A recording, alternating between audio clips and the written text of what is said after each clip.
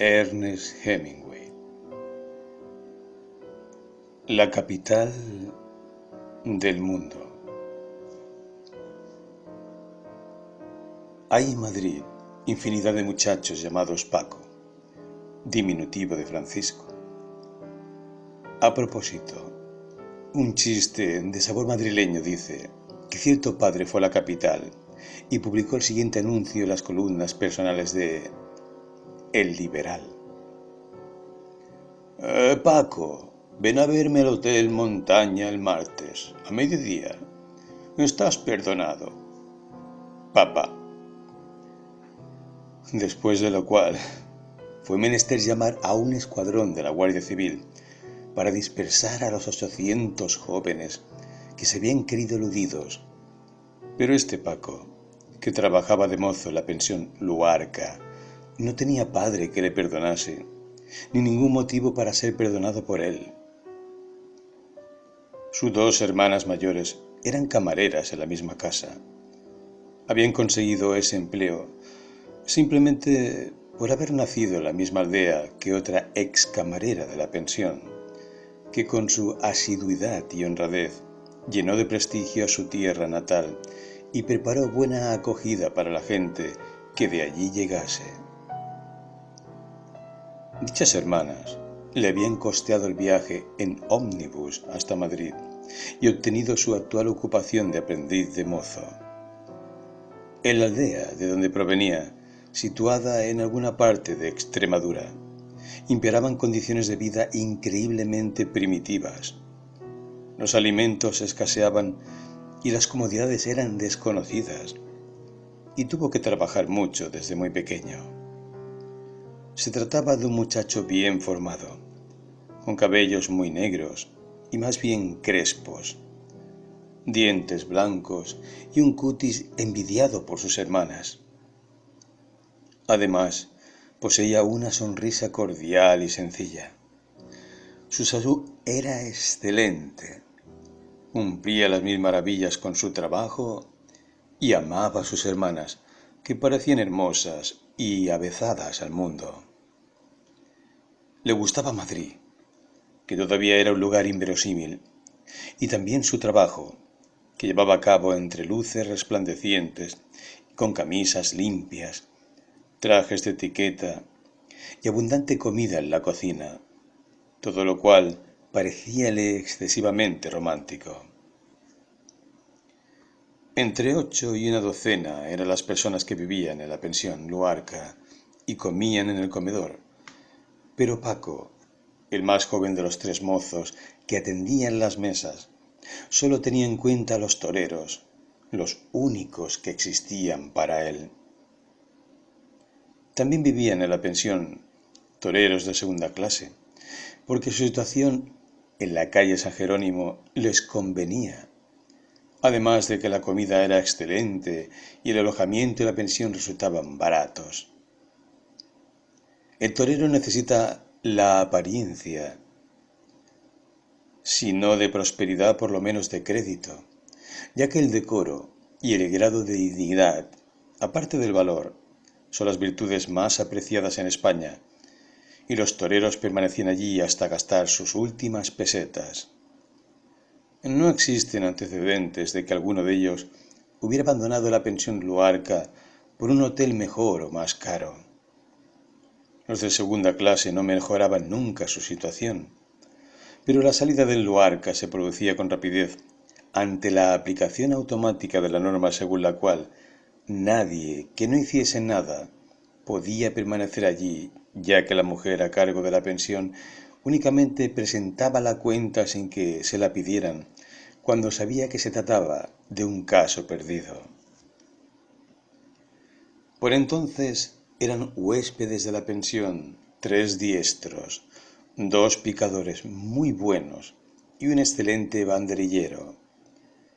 El Luarca constituía un verdadero lujo para los picadores y banderilleros que, como tenían sus familias en Sevilla, necesitaban alojamiento en Madrid durante la estación primaveral. Pero les pagaban bien y tenían trabajo seguro, pues tal clase de subalternos escaseaban mucho aquella temporada. Por lo tanto, era probable que esos tres subalternos ganasen más que cualquiera de los tres matadores.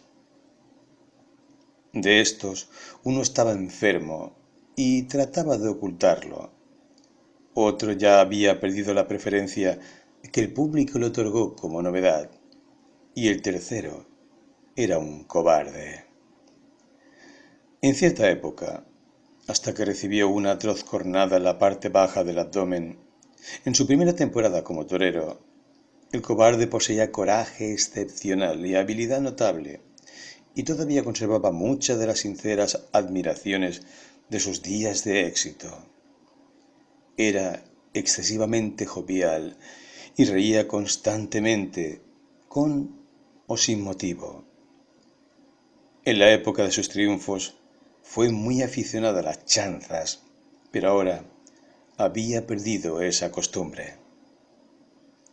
Estaban seguros de que ya no la conservaba. Este matador tenía un rostro inteligente y franco, y se comportaba en forma muy correcta. El matador enfermo tenía cuidado de no revelar nunca esta circunstancia, y era minucioso en lo de comer un poco de todos los platos que servían en la mesa. Tenía gran cantidad de pañuelos que él mismo lavaba en su cuarto y, últimamente, vendió sus trajes de torero. Había vendido uno por poco dinero antes de Navidad y otro en la primera semana de abril. Eran trajes muy caros que siempre fueron bien conservados y todavía le quedaba uno. Antes de ponerse enfermo fue un torero muy prometedor y hasta sensacional, y aunque no sabía leer, tenía recortes según los cuales se lució más que Belmonte al hacer su debut en Madrid. Comía siempre solo en una mesa pequeña y pocas veces levantaba la vista del plato. El matador, que en una ocasión fue una novedad en el ambiente, era muy bajo, muy moreno y muy serio. También comía solo en la mesa separada. Sonreía rara vez y nunca reía con estruendo. Era de Valladolid, donde la gente es demasiado seria, y lo consideraban un torero hábil, pero su estilo había pasado de moda antes de que hubiese podido ganar el afecto del público con sus virtudes, coraje y serena inteligencia. Por lo tanto, su nombre en un cartel no atraía público a la plaza. La novedad consistía en su baja estatura que apenas le permitía ver más arriba de las cruces del toro, pero no era el único con esa particularidad y jamás logró conquistar el afecto del público. De los picadores, uno tenía cara de gavilán y era canoso, delgado, pero con piernas y brazos fuertes como el acero. Siempre usaba botas de ganadero debajo de los pantalones. Por las noches bebía demasiado y en cualquier momento se detenía en la contemplación amorosa de todas las mujeres de la pensión. El otro era alto, corpulento, de cara trigueña, buen mozo, con el cabello negro como el de un indio y manos enormes. Ambos eran grandes picadores, aunque del primero se decía que había perdido gran parte de su destreza por entregarse a la bebida y a la disipación. Y del segundo, que era demasiado terco y pendenciero para poder trabajar más de una temporada con cualquier matador. El banderillero era de edad madura, canoso, ágil como un gato, a pesar de sus años, y, al verle sentado a la mesa, se diría estar en presencia de un próspero hombre de negocios. Sus piernas estaban todavía en buenas condiciones para aquella temporada, y mientras pudiera moverse, tenía bastante inteligencia y experiencia como para conservar el trabajo por largo tiempo. La diferencia estaría en que, cuando perdiera la rapidez de sus piernas, siempre tendría miedo en los aspectos que ahora no le inquietaban, tanto en la arena como fuera de ella. Aquella noche, Todos habían salido del comedor, excepto el picador de cara de gavilán, que bebía demasiado. El subastador de relojes, en las exposiciones regionales y fiestas de España, que también era muy aficionado a empinar el codo, y dos sacerdotes gallegos que estaban sentados en un rincón y bebían, si no demasiado, por lo menos bastante. En aquella época, el vino estaba incluido en el precio del alojamiento y la pensión, y los mozos acababan de traer frescas botellas de valdepeñas a las mesas del subastador de rostro estigmatizado, luego a la del picador y finalmente a la de los dos curas. Los tres camareros estaban ahora en un extremo del salón. Según el reglamento de la casa, tenían que permanecer allí hasta que abandonaran el comedor los comensales cuyas mesas atendían, pero el que tenía a su cargo la mesa de los dos sacerdotes tenía que asistir a una reunión de carácter anarcosindicalista, y Paco había aceptado reemplazarle en sus tareas habituales. Arriba, el matador enfermo estaba acostado boca abajo en la cama, solo. El diestro, que había dejado de ser una novedad, miraba por la ventana mientras se preparaba para ir al café. Y el torero cobarde tenía en su cuarto a la hermana mayor de Paco y trataba de lograr de la muchacha algo a lo que ella, entre carcajadas, se negaba. «Ven, salvajilla». «No», dijo la mujer. «Por favor». «Matador», dijo ella, cerrando la puerta. «Mi matador». Dentro de la habitación, él se sentó en la cama. Su rostro presentaba todavía la contorsión que, en la arena, transformaba en una constante sonrisa, asustando a los espectadores de las primeras filas que sabían de qué se trataba. «Y esto», estaba diciendo en voz alta, «toma, y esto, y esto». Recordaba perfectamente la época de su plenitud. Apenas hacía 3 años. Recordaba el peso de la chaqueta de torero espolinada de oro sobre sus hombros, en aquella cálida tarde de mayo, cuando su voz todavía era la misma, tanto en la arena como en el café.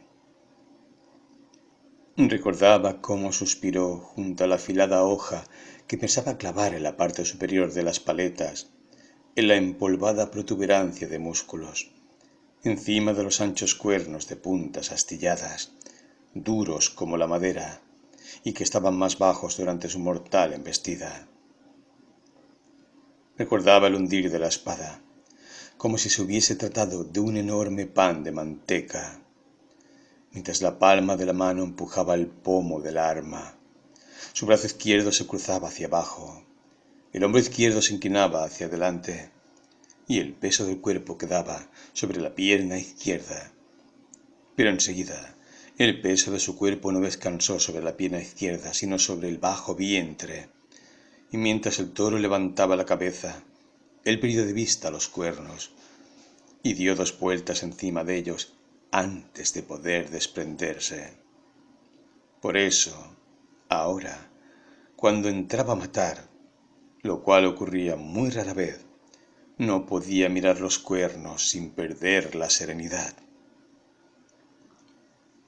Abajo, en el comedor, el picador miraba a los curas desde su asiento. Si hubiese mujeres en el salón, a ellas hubiera dirigido su mirada. Cuando no había mujeres, observaba con placer a un extranjero, a un inglés, pero como no había ni mujeres ni extranjeros, ahora miraba con placer e insolencia a los 2 sacerdotes. Entretanto, el subastador de cara estigmatizada se puso de pie y salió después de doblar su servilleta, dejando llena hasta la mitad la botella de vino que había pedido. No terminó toda la botella, porque tenía varias cuentas sin pagar en el Luarca. Los 2 curas no se fijaron en el picador, pues conversaban animadamente. Uno de ellos decía: «Hace 10 días que estoy aquí, esperando verle. Me paso el día entero en la antesala y no quiere recibirme. ¿Qué hay que hacer entonces? Nada. ¿Qué puede hacer uno? No se puede ir en contra de la autoridad.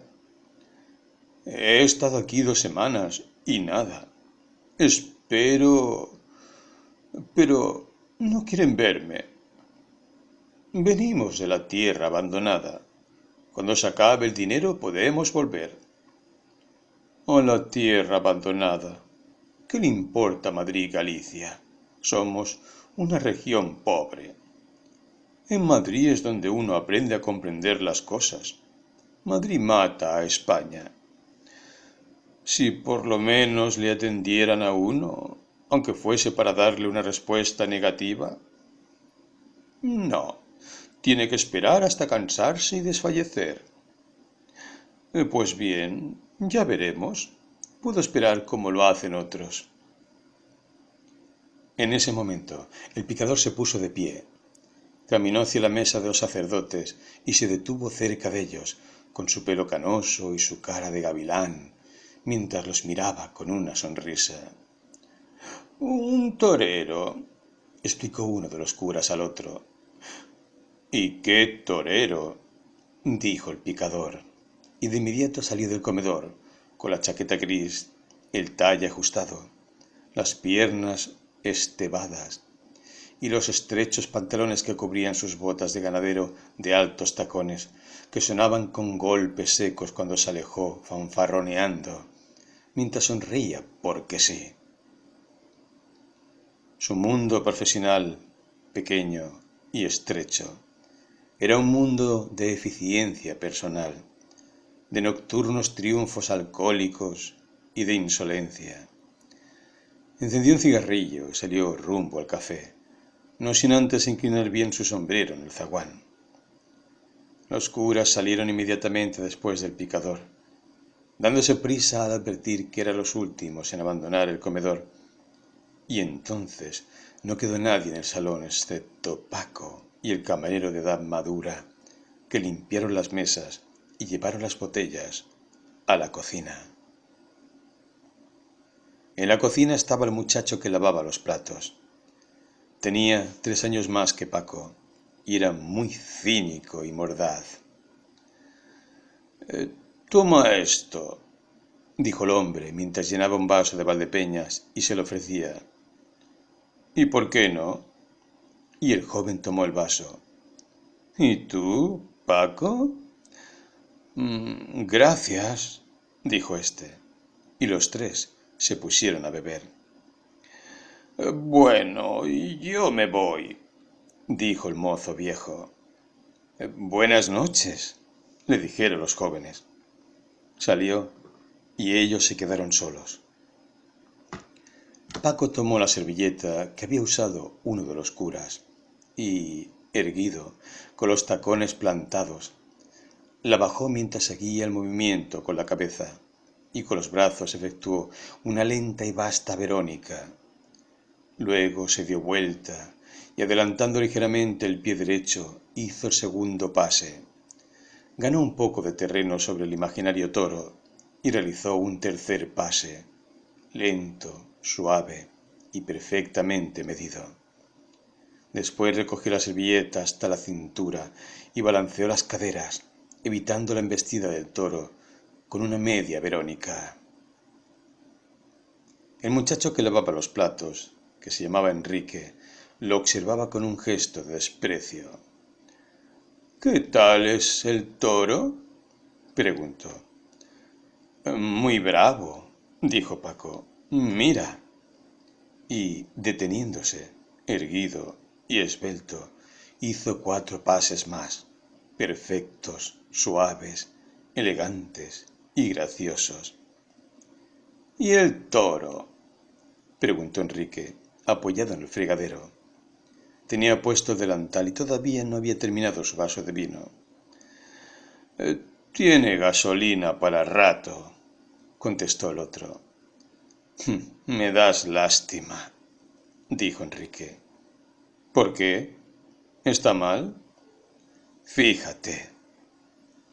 Enrique se quitó el delantal y mientras señalaba al toro imaginario, esculpió 4 gigantescas Verónicas perfectas y lánguidas, y terminó con una revolera que hizo girar el delantal sobre el hocico del toro mientras se alejaba de él.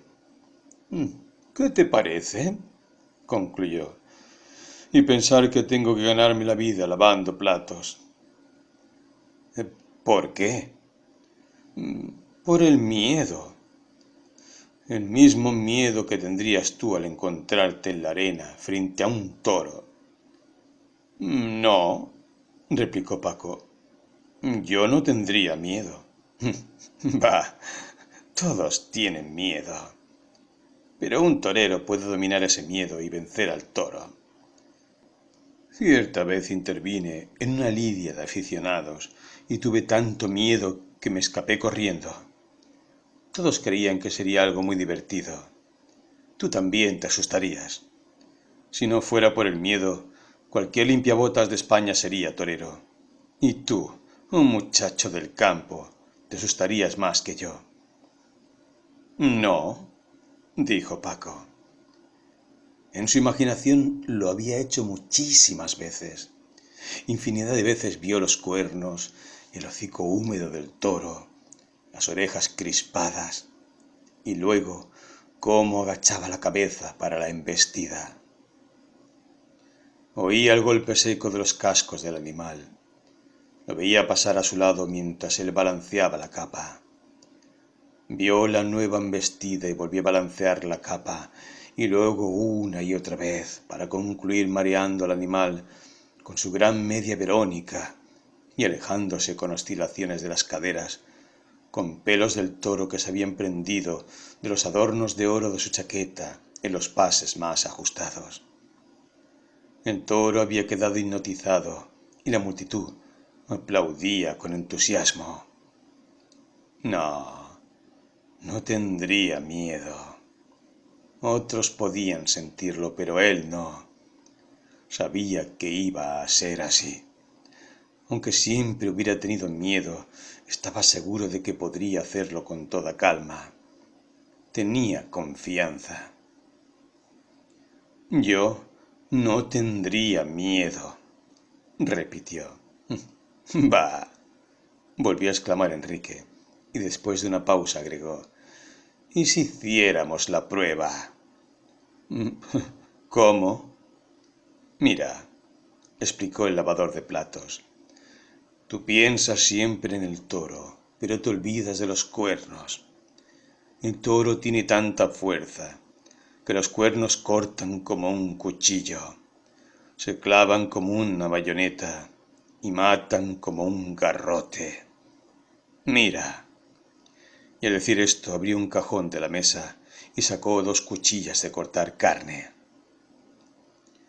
«Las ataré a las patas de una silla. Luego haré de toro poniéndola delante de mi cabeza. Imaginémonos que las cuchillas son los cuernos. Si logras hacer esos pases, puedes ser considerado una cosa seria. Préstame tu delantal. Lo haremos en el comedor». «No», dijo Enrique, despojándose repentinamente de su amargura habitual. «No lo hagas, Paco». «Sí, no tengo miedo. Pero lo tendrás cuando veas cómo se acercan las cuchillas». «Ya veremos», concluyó Paco. «Dame el delantal». Y Enrique empezó a atar las 2 cuchillas de hoja gruesa y afilada, como la de una navaja, a las patas de la silla, utilizando 2 servilletas sucias que arrollaba a la altura de la mitad de cada cuchilla, apretándolas lo más fuerte que le era posible. Entretanto, las 2 camareras, hermanas de Paco, se dirigían al cine para ver a Greta Garbo en Anna Christie. De los tíos sacerdotes, uno estaba sentado leyendo su breviario y el otro rezaba el rosario. Todos los toreros de la pensión, excepto el que se encontraba enfermo, habían hecho ya su aparición nocturna en el café Fornos, donde el picador corpulento y de cabellos negros jugaba al billar. y el matador bajo y respetuoso se hallaba delante de una taza de café con leche, en una mesa muy concurrida, al lado del banderillero y de unos obreros serios. El picador canoso, dado a la bebida, tenía un vaso de brandy cazalás y observaba con placer la mesa ocupada por el matador, que ya había perdido el coraje, otro que renunciaba a la espada para ser de nuevo banderillero, y dos viejas prostitutas. Por su parte, el subastador estaba charlando con varios amigos en la esquina. El camarero alto estaba en la reunión anarco-sindicalista, esperando con ansiedad la ocasión de hacer uso de la palabra. Y el mayor de los camareros se encontraba sentado en la terraza del café Álvarez, bebiendo una copa de cerveza. En cuanto a la dueña de la pensión Luarca, dormía ya, boca arriba, con el almohadón entre las piernas. Era una mujer alta, gorda, honrada, limpia, tranquila y muy religiosa. Todavía añoraba a su marido y no dejaba de rezar por él todos los días, a pesar de que hacía 20 años que había muerto. El matador enfermo continuaba en su cuarto, solo, acostado boca abajo, con un pañuelo en la boca. En el desierto comedor, Enrique estaba haciendo el último nudo en las servilletas que ataba las cuchillas a las patas de la silla. Después dirigió las patas hacia adelante y sostuvo la silla sobre su cabeza, a cada lado de la cual apuntaba una de las afiladas cuchillas. «Pesa mucho», dijo. «Mira, Paco, va a ser muy peligroso. No lo hagas». Estaba sudando. Frente a él, Paco sostenía el delantal extendido, con un pliegue en cada mano, con los pulgares arriba y los índices hacia abajo, esperando la carga de la imaginaria bestia. «Avanza en línea recta», indicó. «Luego vuélvete como hace el toro, y hazlo todas las veces que quieras». «¿Y cómo sabrás cuándo cortar el pase?», preguntó Enrique. «Es mejor hacer 3 y después una media». «Entendido, pero ¿qué esperas?» Torito! ¡Ven, Torito!». Con la cabeza gacha, Enrique corrió hacia él, y Paco balanceó el delantal junto a la afilada cuchilla que pasó muy cerca de su vientre, negro y liso, de puntas blancas, y cuando Enrique le dio vuelta para volver a atropellar, vio la masa cubierta de sangre del toro y oyó el golpe de los cascos que pasaban a su lado. Y ágil, como un gato, retiró la capa, dejando que aquel siguiera su carrera. Enrique preparó entonces una nueva embestida, y esta vez, mientras calculaba la distancia, Paco adelantó demasiado su pie izquierdo, cosa de 2 o 3 pulgadas, y la cuchilla penetró en su cuerpo con la misma facilidad que si se hubiese tratado de un odre. Entonces sintió un calor nauseabundo junto con la fría rigidez del acero. Al mismo tiempo oyó que Enrique gritaba: «¡Ay! ¡Ay! Déjame que lo saque. Déjame sacártelo». Paco cayó hacia adelante, sobre la silla, sosteniendo todavía en sus manos el delantal convertido en capa. Enrique, en su afán de separar al compañero, empujaba la silla, y la cuchilla se hundía en Paco. Por fin salió, y él se sentó sobre el piso, en el charco caliente que se agrandaba cada vez más. «Ponte la servilleta encima, fuerte», dijo Enrique. «Aprieta bien. Iré corriendo en busca del médico. Debes contener la hemorragia». «Haría falta una ventosa de goma», respondió Paco, que había visto usar eso en la arena. «Yo atropellé en línea recta», balbuceó Enrique, sollozando. Lo único que quería era mostrarte el peligro. No te preocupes. La voz de Paco parecía lejana. Pero trae el médico. En la arena, cuando alguien resulta herido, lo levantan y lo llevan corriendo a la sala de operaciones. Si la arteria femoral se vacía antes de llegar, llaman al sacerdote. Avisa a uno de los curas, continuó Paco, que sostenía la servilleta con todas sus fuerzas contra la parte baja del abdomen. No podía creer que le hubiera ocurrido aquello. Pero Enrique ya estaba en la calle San Jerónimo y se dirigía corriendo hacia el dispensario de urgencia. Paco se quedó solo. Primero se levantó, pero el dolor le hizo caer de nuevo y permaneció en el suelo hasta lanzar el último suspiro, sintiendo que su vida se escapaba como el agua sucia sale de la bañera cuando uno levanta el tapón. Estaba asustado y al sentirse desfallecer, trató de decir una frase de contrición. Recordaba el comienzo, pero apenas pronunció con la mayor rapidez posible: «Oh, Dios mío, me arrepiento sinceramente de haberte ofendido. A ti, que mereces todo mi amor, y resuelvo firmemente». Se sintió ya demasiado débil y cayó boca abajo sobre el piso, expirando en pocos segundos. Una arteria femoral herida se vacía más pronto de lo que uno piensa. Mientras el médico del dispensario subía por la escalera, acompañado por el agente de policía que llevaba del brazo a Enrique, las dos hermanas de Paco estaban en el monumental cinematográfico de la Gran Vía. La película de la Garbo les deparó una gran desilusión. Nadie quedó conforme con el mísero papel de la gran estrella, pues estaban acostumbrados a verla siempre rodeada de gran lujo y esplendor. Los espectadores demostraban su desagrado mediante silbidos y pateos. Los otros habitantes del hotel estaban haciendo casi exactamente lo mismo que cuando ocurrió el accidente, excepto los dos curas que habían terminado sus devociones y se preparaban para ir a dormir, y el canoso picador que trasladó su copa a la mesa ocupada por las dos viejas prostitutas. Un poco más tarde salió del café con una de ellas, la que había acompañado en la borrachera al matador que perdiera el coraje. Y el joven Paco no se enteró nunca de esto, ni de lo que aquella gente iba a hacer al día siguiente, ni se imaginaba cómo vivían en realidad, ni cómo terminarían sus existencias.